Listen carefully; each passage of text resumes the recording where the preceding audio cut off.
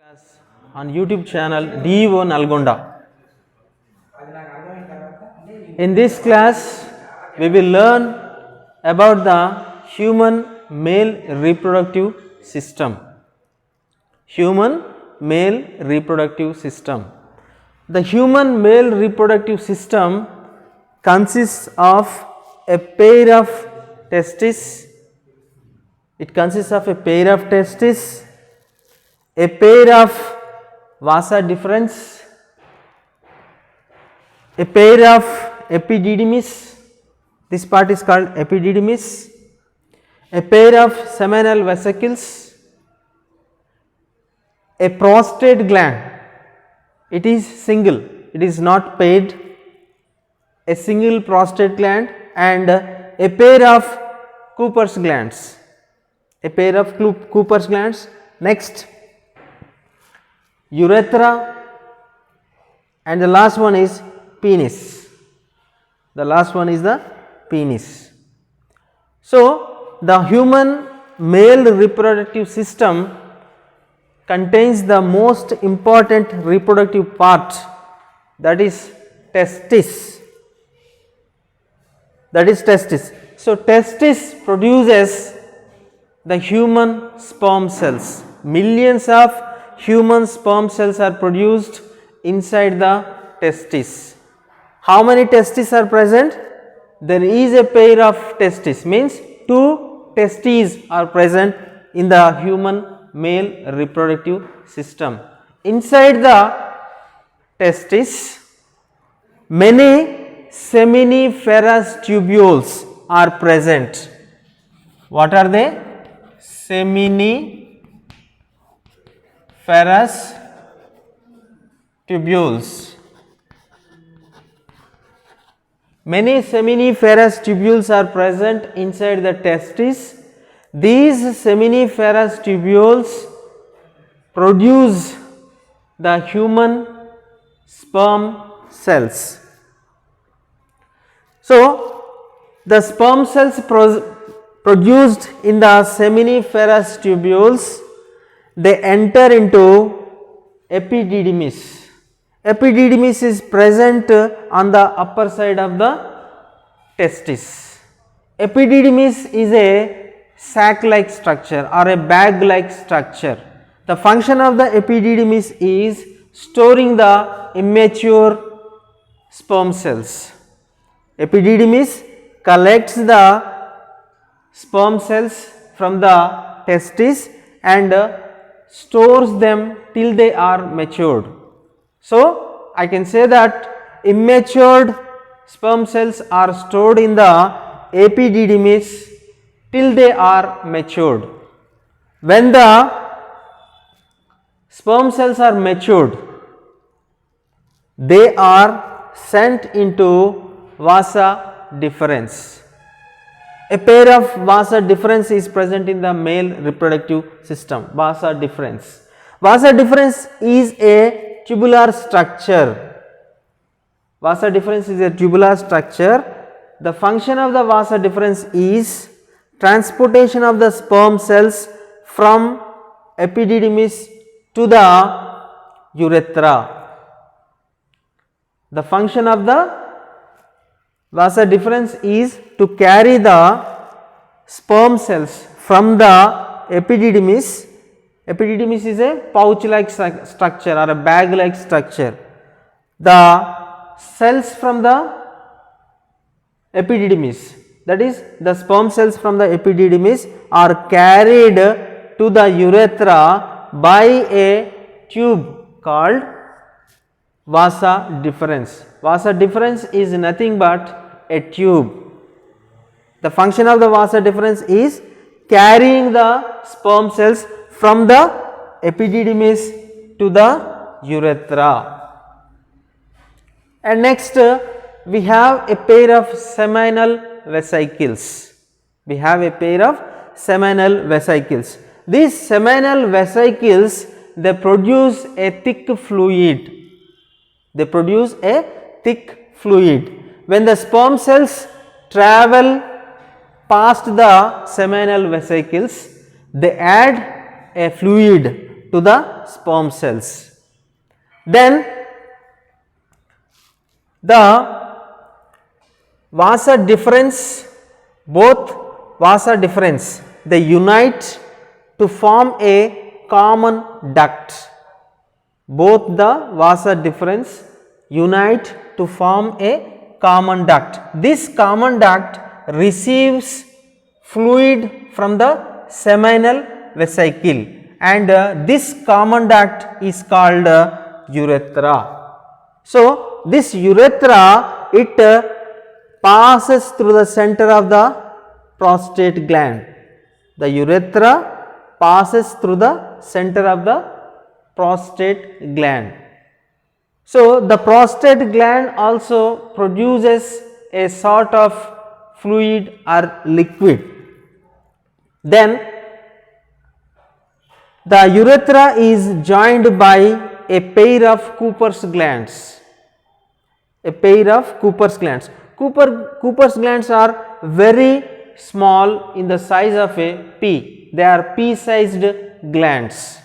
So, the seminal vesicles, Cooper's gland and prostate glands, these three glands are collectively called accessory glands. These means a pair of seminal vesicles, a pair of Cooper's gland and a prostate. All these glands are together called accessory glands. Accessory glands are integrated parts of the male reproductive system. The accessory glands contain a pair of seminal vesicles, a pair of Cooper's glands, a single prostate gland. It is not paired, prostate gland is single. So, the secretions of these glands, that is secretions of the seminal vesicles can also be called seminal glands. The secretions of the seminal vesicles, prostate gland and Cooper's gland, they perform the function of nutrition, they carry out the function of nutrition and they neutralize the tract. They neutralize the tract and they help in the mobility of the sperm cells. They help in the mobility of the sperm cells. So, the secretions of the seminal vesicles, prostate gland and Cooper's gland, the function is they help in nutrition, because sperm cells require nutrients to exist. For the existence of the sperm cells, they need nutrients. So, that nutrients in the form of sugars, especially fructose, is given by the fluids secreted by these glands. They are seminal vesicles, prostate gland and Cooper's gland. And neutralization. Why? Because you know very well that the urine is acidic in nature. So, the acidic nature of the urine may kill the sperm cells. So, to avoid the killing of the sperm cells or the deactivation of the sperm cells, the acidic nature of the urethra must be neutralized. That function is also carried out by the secretions of the accessory glands. I repeat, accessory glands contain a pair of seminal vesicles, a pair of Cooper's gland and a single prostate gland. So, the secretions of these three glands produce a fluid called seminal fluid.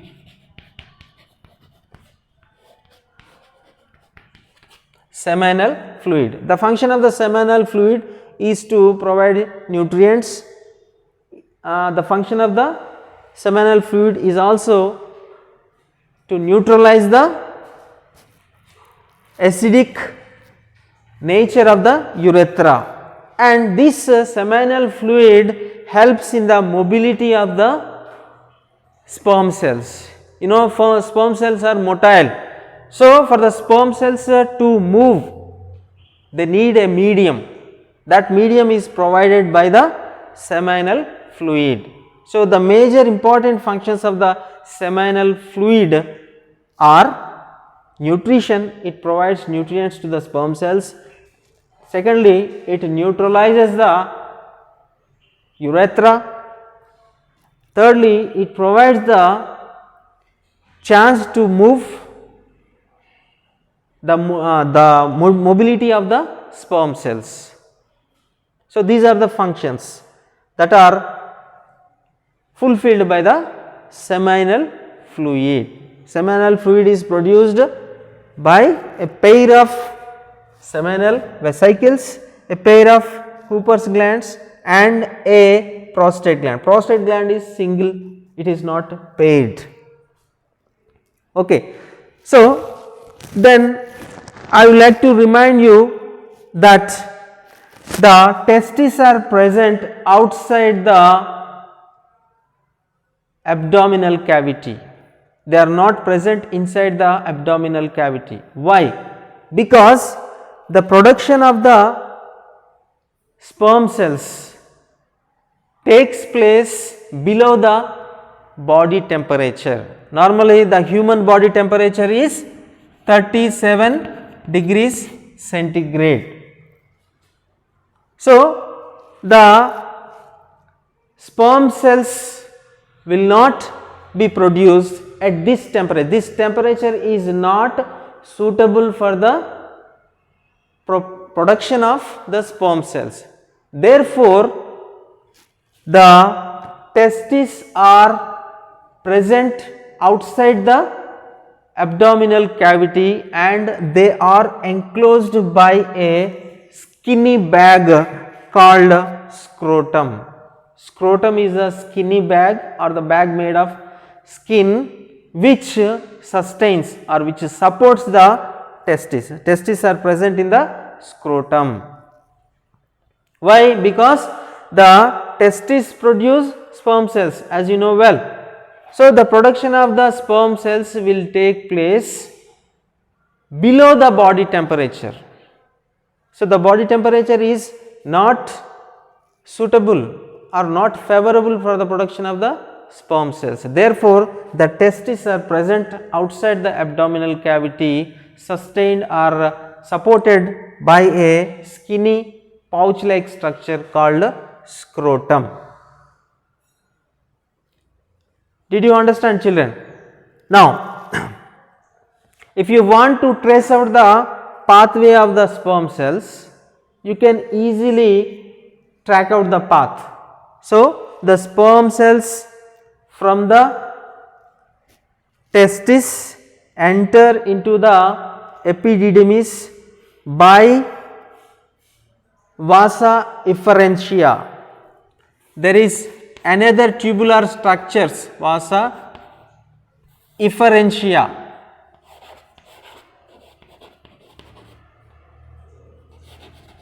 The tubular structures present inside the testis are vasa efferentia. The number of vasa efferentia may range to 20. So, the vasa efferentia carry the sperms from the seminiferous tubules into the epididymis. From the epididymis, the sperm cells travel all the way along the length of the vasa deferens. The two vasa deferentia join to form a common duct. This common duct receives the fluid from the seminal vesicles, and this common duct or the vasa deferentia passes through the prostate gland, and from this point onwards the vasa deferentia is called urethra. So, urethra is a common junction for the passage of sperm cells and for the passage of urine, because urethra receives urine from the ureters of the excretory system.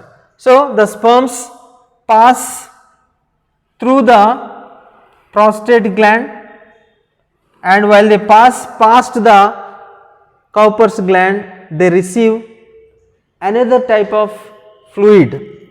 So, the fluid produced by these three glands, that is accessory glands, is called seminal fluid.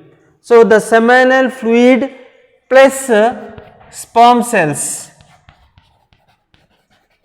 is nothing but semen.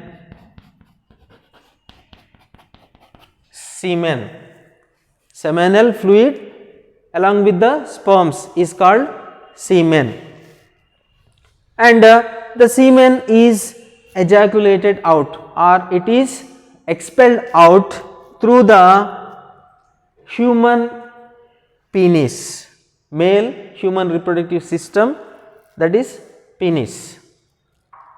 Okay, this is the pathway of the sperm cells. Firstly, the sperm cells from the seminiferous tubules enter into the epididymis. From there they enter into the vasa deferens. From there they travel and enter into the urethra. The urethra passes through the prostate gland. As the sperms move past the Cowper's glands, they collect the seminal fluid. The seminal fluid mixes with the sperm cells and forms the semen,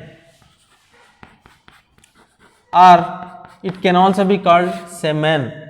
Semen contains the sperm cells. From there it is expelled out through the penis.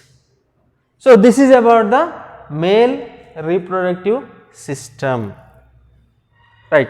The most important function of the male reproductive system is the production of the human sperm cells and the production of testosterone.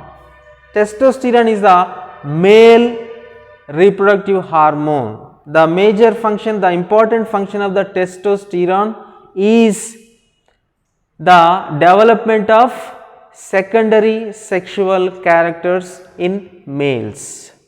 Secondary sexual characters are developed by the influence of the male hormone called testosterone.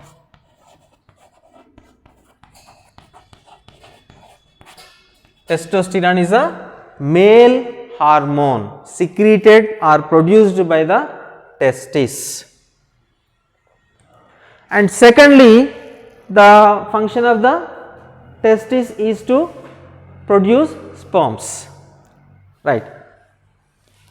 So, sperms are the male gametes. Sperms are the male gametes, means they can fertilize the female gamete. Male gametes can fertilize the female gametes. So, if we observe the structure of the sperm cell, it appears like this. A sperm cell is majorly divided into head, middle piece and tail. The sperm cell is divided into three parts: head region, middle piece region and the tail region. Among these three parts, head is the most important part because this head contains male nucleus. The head region of the sperm contains male nucleus. The head is attached to a chrome-like structure called acrosome. The crown-like structure present on the head of the sperm is called acrosome. Acrosome helps the sperm to penetrate the ovum during the fertilization. The function of the acrosome is penetration. It helps in penetration.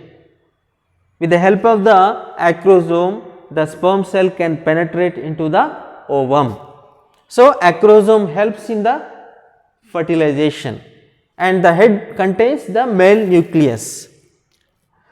The head is connected to the middle piece by a neck. Neck is the part of the sperm cell that connects head to the middle piece. So, the middle piece contains mitochondria. You know very well that mitochondria are called the powerhouses of the cell. Mitochondria are called the powerhouses of the cell. So, as the sperm cell can move, it is motile, it can move. For the motion of the sperm cell, it needs some energy. The energy required by the sperm cell is produced by the mitochondria present in the middle piece region. So, the range of mitochondria is from 50 to 75. 50 to 75 mitochondria are present in the middle piece region. These mitochondria help in the generation of energy of the sperm cell. So, the middle piece contains mitochondria. The number of mitochondria varies from 50 to 75. And the last part is the tail. The tail has a very important function, that is, it helps in the locomotion or it helps in the movement of the sperm cells. And we know very well that sperm cells are motile, they can move, they are not stationary, unlike the egg cell. Egg cell is stationary, it does not move, but the sperm cells are motile, they can move. The motion of the sperm cell is carried out by the tail part. So, the sperm cell has three major regions: head region, middle piece region and the tail region. So, head contains the most important part, that is male nucleus, and the head contains an acrosome. Acrosome helps in the penetration of the sperm cell into the ovum. And neck region, the neck part connects the head region to the middle piece region. The middle piece contains 50 to 75 mitochondria. The number is not important, but just remember the middle piece contains mitochondria. You know very well that mitochondria are called the powerhouses of the cell. So, the mitochondria generate the energy required by the sperm cell to move. And the last part is tail. The tail part of the sperm cell helps in the movement, because sperm cells are motile. Okay children, so in this class you have learnt the male reproductive system, the parts of the male reproductive system, the functions of the male reproductive system, and you have learnt the structure of the sperm cell. The sperm cell is a male gamete. I hope you understood well children. Thank you for listening this class.